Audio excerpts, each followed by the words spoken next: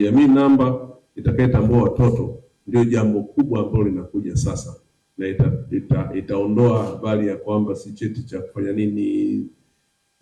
Kwa hiyo mtu atakuwa anatambulika just from his or her coming into being, tayari immediate anaanza kuwa anatambulika. Na wasio wa Tanzania ambao ama ni walowezi ama ni wakimbizi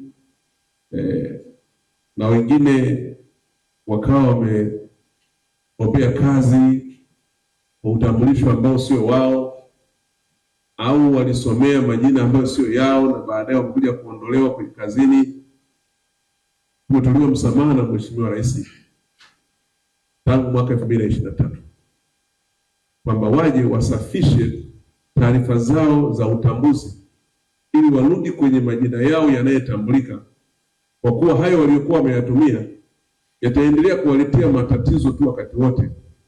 Wengine wameondolewa kazini kwa vyeti feki, wengine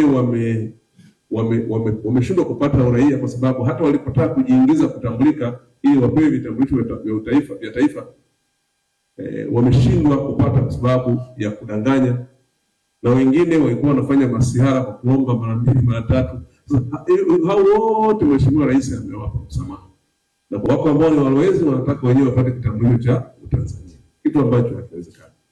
Wako ambao ni wakimbizi wanataka kupata kitambulisho cha Tanzania, na tukienda kule kwenye field kwenye wilaya zetu hasa za mipakani haujitokezi, lakini utasikia tukienda huko wanapiga kelele kwamba hatuna vitambulisho. Ukienda viongozi wanasema vitambulisho ni dawatoi, lakini dawatoi vitambulisho mpaka sasa hivi ilivyo kwenye wilaya zetu zaidi ya vitambulisho milioni 1.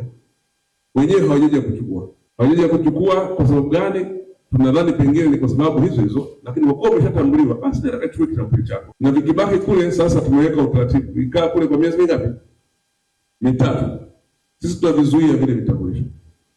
Na kama una namba wewe ulikuwa unajua una namba unaendelea kuenjoy na maisha, sasa sisi tunazuia ile namba, ukienda kwenye kupata huduma haupati huduma, sasa ndio tunakuja kuifuata vitambulisho. Sasa sinaoni sababu ya kuendelea kusukumana.